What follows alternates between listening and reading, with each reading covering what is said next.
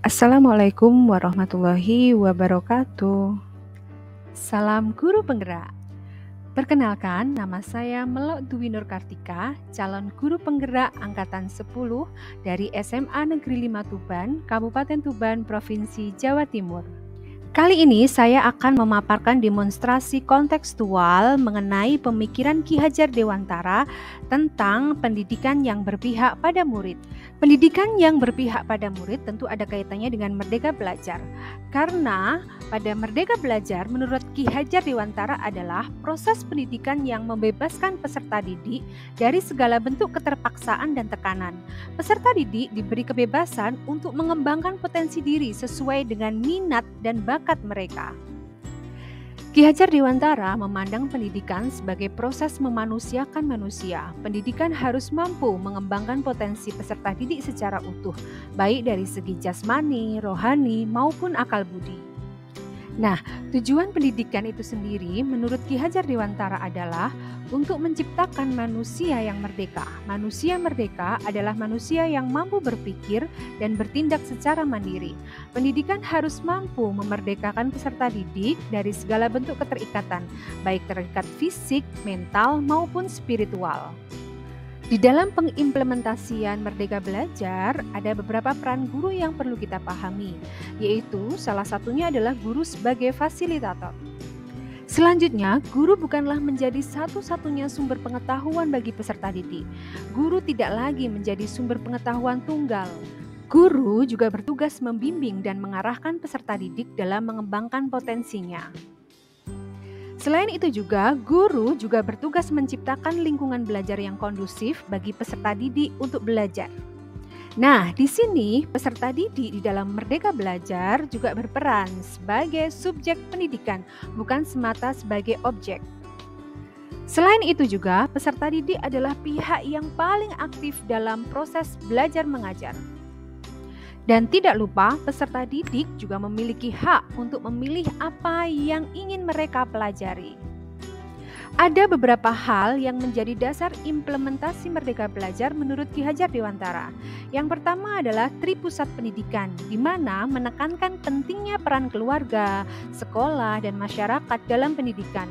Keluarga, sekolah, dan masyarakat harus bekerja sama untuk menciptakan lingkungan belajar yang mendukung perkembangan peserta didik secara utuh.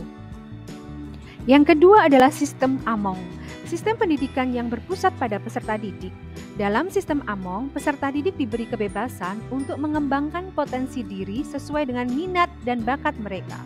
Kemudian yang ketiga adalah asas-asas pendidikan, asas kemerdekaan, asas kodrat alam, asas kebudayaan, asas kebangsaan, dan asas kemanusiaan. Asas-asas ini menjadi pedoman dalam penyelenggaraan pendidikan yang merdeka.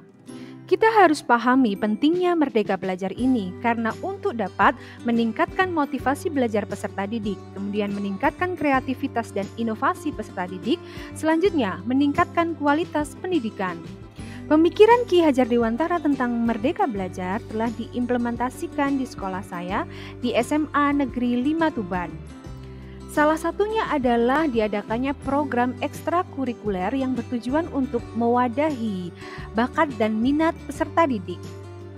Kemudian terdapat juga kegiatan literasi yang dilaksanakan sebelum kegiatan pembelajaran dimulai. Selanjutnya, demi terwujudnya Merdeka Belajar yang baik, guru juga melakukan kegiatan pembelajaran yang bervariasi. Salah satunya adalah dengan pembelajaran berdiferensiasi dan juga pemanfaatan alat teknologi yang telah disediakan oleh sekolah. Tidak lupa, sebagai penanaman nilai karakter kepada peserta didik, sekolah juga melakukan kegiatan pembiasaan 5S, senyum, salam, sapa, sopan, dan santun. Dalam mewujudkan Merdeka Belajar yang baik, tentunya setiap sekolah mempunyai tantangan. Tantangan yang pertama adalah masih rendahnya minat dan motivasi peserta didik dalam mengikuti program-program yang telah disediakan oleh sekolah. Tantangan yang lainnya adalah kemampuan guru yang masih belum menyeluruh dalam memakai pemikiran KHD tentang Merdeka Belajar. Ada tantangan, tentunya ada solusi.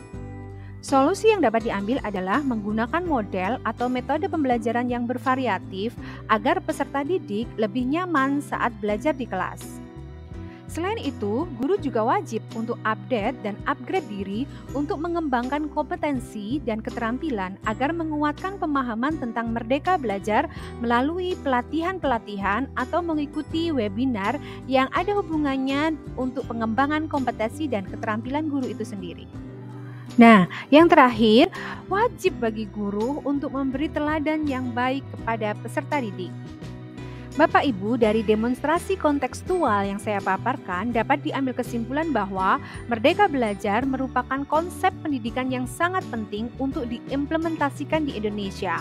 Konsep ini dapat membantu menciptakan generasi muda yang cerdas, kreatif, dan mandiri. Terima kasih.